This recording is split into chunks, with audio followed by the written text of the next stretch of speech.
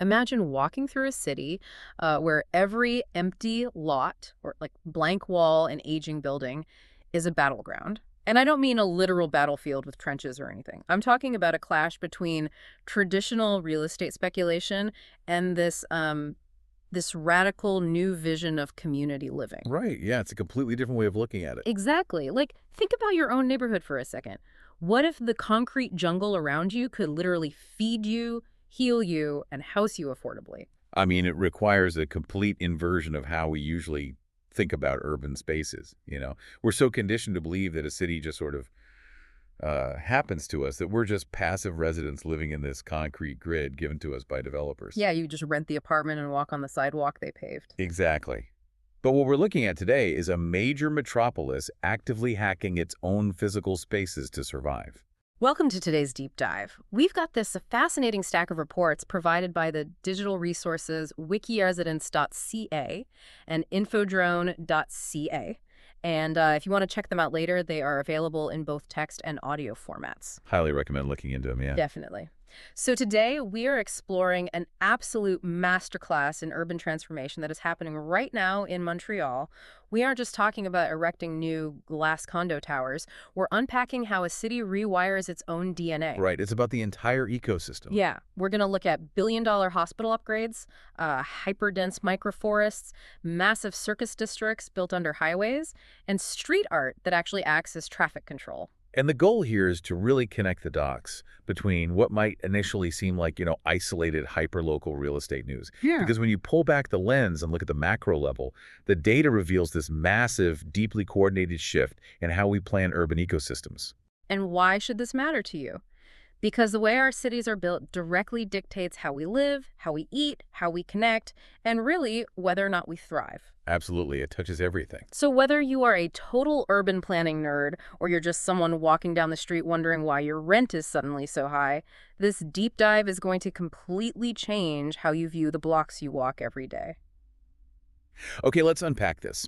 We aren't just talking about erecting new buildings. We are talking about rewiring the DNA of a city. It's a massive undertaking. To understand how a city changes, we have to start at the macro level, with the heavy hitters. Yeah. How does one single institutional change redraw the map of an entire neighborhood? Well, to understand that mechanism, we need to look at the Jewish General Hospital in the Côte-de-Neige neighborhood. So the Minister of Health and Social Services recently granted it official university status. Oh, wow. Okay. Yeah, so it is now the Jewish General University Hospital Center, or CHOG, which is a huge upgrade, right? I mean, that puts it on the exact same tier as the other massive super hospitals in the city, like the CHM and the MUHC. Exactly. It elevates its status entirely. But looking through the notes from the reports, the structural nuance of this upgrade seems to be the real story here. It's not just a fancy title change on the front door. Not at all. I mean, unlike other super hospitals like the MUHC, which operate largely as these independent, sort of diffused entities, the CHUJ features a uniquely integrated structural model. Okay, wait, let me stop you right there, because integrated structural model sounds like pure bureaucratic jargon. What does that actually mean for, like, a regular patient walking through the emergency room doors? Fair point. Fair point. Yeah. So Dr. Lawrence Rosenberg, he noted that this gives them complete control over a patient's entire trajectory. How does that actually work on the ground, though? It means they aren't just treating you in an ER, fixing a broken leg or whatever, and then send you out into the void to figure out your own recovery. Because of this integration, the hospital has an overarching view of the entire local care network. We're talking about a seamless loop of care, from the hospital bed to long-term care facilities, the CHSLD's youth centers, and rehab clinics.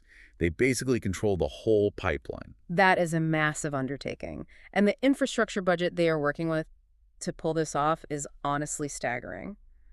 We're looking at a capital budget exceeding $400 million for modernization, just between 2024 and 2028. It's a colossal amount of money, yeah. But here's the catch, right? They are located in Côte-de-Neige. It's a super dense neighborhood. Space is extremely limited. They can't exactly bulldoze the surrounding apartment blocks to expand horizontally. Which is exactly what forces the innovation here. Instead of just buying up land and sprawling outward, they have to turn inward. To make the most of what they have. Right. They are deploying artificial intelligence and virtual pedagogy to optimize every single square meter of their existing physical footprint. They have to completely revolutionize how they conduct medical training without doubling the actual physical size of the building. I want to look at the economic ripple effect of this, too, because it's like dropping a massive boulder into a small pond, or like an anchor tenant into a struggling shopping mall.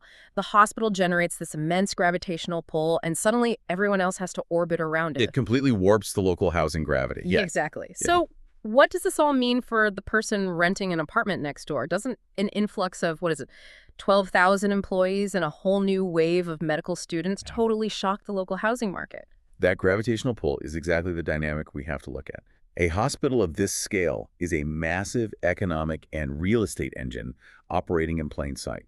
When you elevate an institution to become the 6th university center in Quebec, its attractiveness just surges globally. You suddenly have an influx of new researchers, specialized medical staff, international students, administrative executives, all of whom need to live within a reasonable commute. And we've all seen this happen in our own cities. A big tech campus or a new university building goes up, and suddenly your favorite local dive bar is replaced by a $7 coffee shop. Exactly, the gentrification wave. Right. This has to create intense upward pressure on the demand for high-end rentals and condos in adjacent neighborhoods like Côte-des-Neiges, Outremont, and Hampstead. And it spills over into municipal infrastructure, too.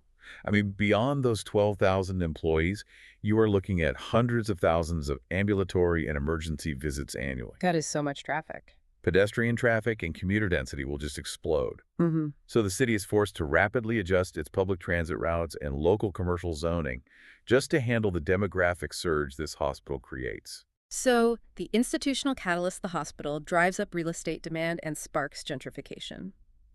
Which brings us to the inevitable tension of city building.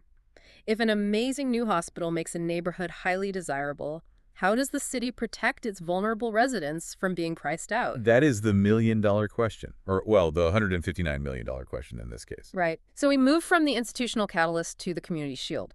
The Wikiresidence reports highlighted the $159 million Angelique Latimer project, and this is in the Villeray Saint-Michel Parc-Extension borough. This project is honestly the textbook definition of a community shield. It's spearheaded by a local Black community housing society, the SHCN. Okay. They are constructing a complex that will deliver 281 modern, affordable housing units right on Saint-Michel Boulevard, aiming for late 2025 or early 2026. And the funding model here is what really caught my eye. It is a historic, multilateral financial package. To make this happen, the federal government put in $86 million, the province of Quebec funded $51.8 million, the city of Montreal brought $20 million, and a major labor solidarity fund, the Fonds Immobilier de Solidarité FTQ, added another $10.9 million. Think about the logistical friction of that for a second. Oh, I can only imagine. Getting 4 different levels of government and institutional investors to agree on a single blueprint is incredibly complex. It requires this really fragile arrangement of grants, forgivable loans, and low-interest financing. Yeah, a bureaucratic nightmare. But the architecture and the budget are really only half the story. The real innovation is the operational mechanism designed to protect the tenants once the building is actually open. Right, because affordable housing isn't actually affordable if the rent still eats up half your paycheck every month. Out of the 281 units, 161 of these future households will get what's called the Rent Supplement Program, or the PSL. Explain how that mechanism actually works for the renter on a day-to-day basis. It's a direct intervention in the market. The program guarantees that these specific families, many of whom are low income or from marginalized communities, will pay absolutely no more than 25% of their monthly income on rent. Wow, only 25%. Yeah. The government supplement covers the difference between what the tenant pays and the actual operational cost of the unit. Okay, here's where it gets really interesting, but also a bit staggering, and I have to push back on this a little. We are talking about $159 million for 281 units. It's a lot of money per door. When you break down that cost, is this level of multi-government funding actually a sustainable, replicable model for a whole city? Or is this just a one-off lottery win for these specific 281 residents while everyone else is left to fend for themselves? That is the most common critique of heavily subsidized housing. And it is a completely fair question. But if we connect this to the bigger picture, we have to look beyond just the cost of the concrete. Okay, how so? Capping rent at 25% of income isn't just a housing policy. It is a highly targeted, localized, poverty-fighting lever. Because it frees up all that capital that would normally be devoured by rent at the first of the month. Precisely. When a family isn't spending 50 or 60% of their income just to keep a roof over their heads, they can reallocate those funds towards savings, better nutrition, and education. Right, it goes back into the community. Furthermore, look at the geography. You are dropping nearly 300 financially stabilized households right onto Saint-Michel Boulevard. Ah, so they become shoppers. Yes, they immediately become a new, reliable consumer base for the local grocers, pharmacies, and businesses. That $159 million isn't just building walls. It's engineering a localized economic stimulus. Okay, that makes a lot of sense. So we've secured the institutional anchors to heal people, and we've built the housing shields to protect them. But a community cannot survive just by sitting inside four walls. People have to eat. People have to eat. And with grocery inflation through the roof right now, the data from Infodrone details how Montreal is literally hacking its own dirt to fight back. We're moving from concrete to soil. Let's look at the Ahuntsic-Cartierville borough. This is a fascinating pivot. They are systematically transitioning residual concrete spaces into regenerative ecosystems based on permaculture. What does that look like in practice? Well, they're layering perennials, shrubs, and fruit trees to create these complex food systems that, once they mature, require almost zero maintenance or watering from the city. And it's entirely public, right? From April to September, citizens can just walk up and literally forage for fruits, nuts, medicinal plants, and mushrooms in public spaces. Yeah, completely open to the public. But what really blew my mind was the mention of Miyawaki-style microforests. What is the mechanism behind that? Because how do you grow a forest in a tiny city block? It's incredible.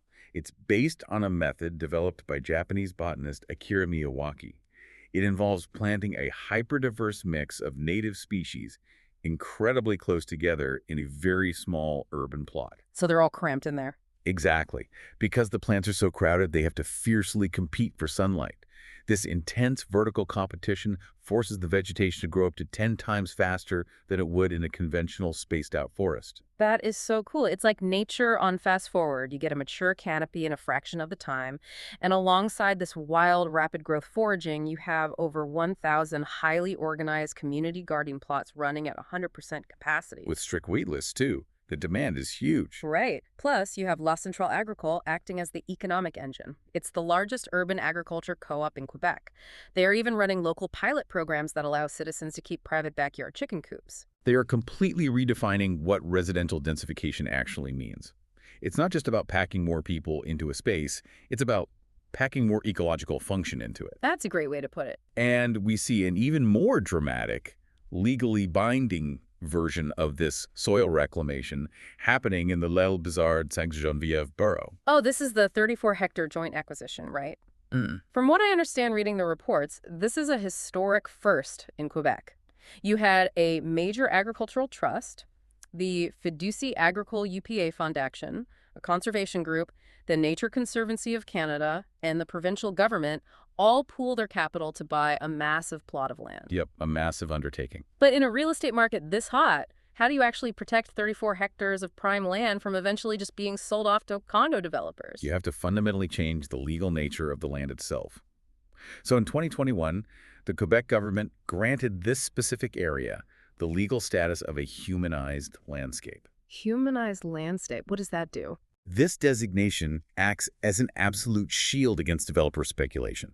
It effectively removes the land from the traditional real estate market entirely, permanently freezing its value so it can only ever be used for agriculture and conservation. Wow. Freezing the land value means they can offer genuinely affordable leases to a new generation of farmers who otherwise could, never afford land in metropolitan Montreal.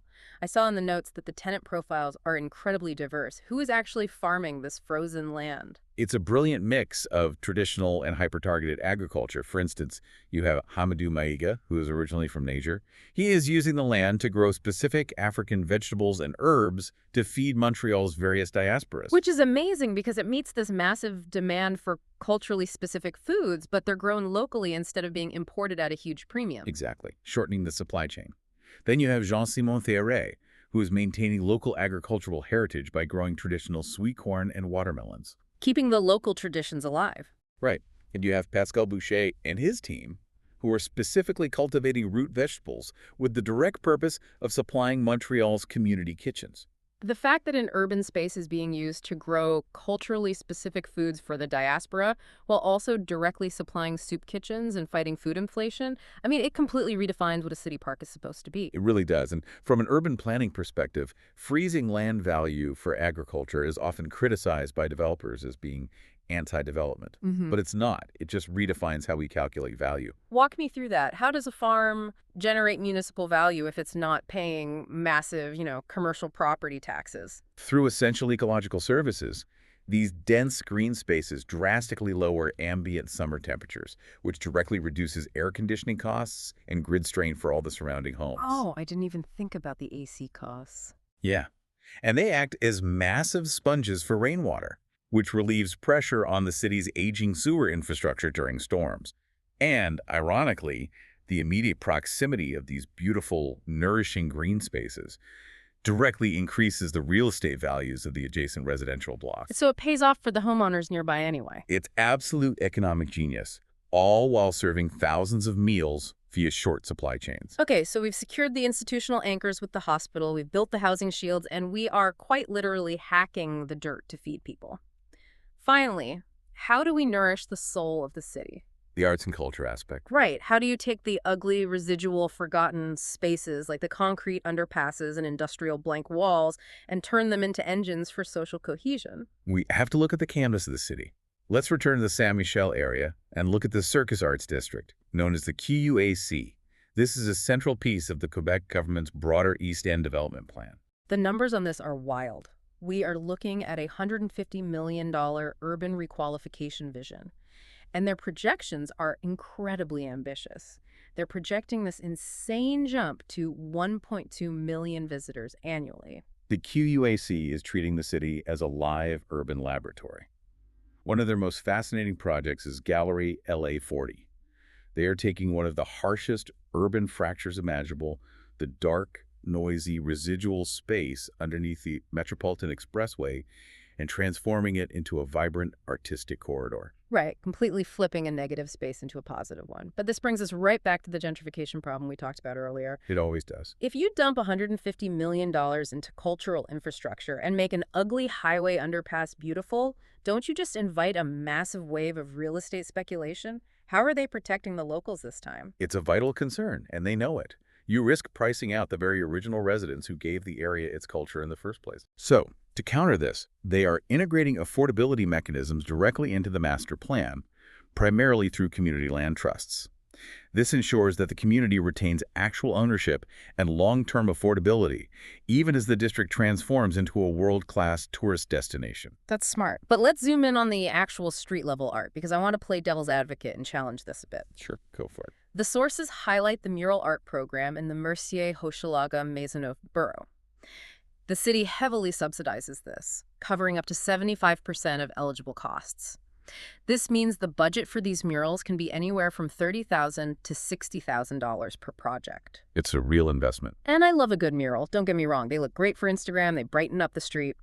But does painting a wall actually change a local economy or make a city objectively better? It seems like a nice to have, not a need to have. What's fascinating here is the hard data.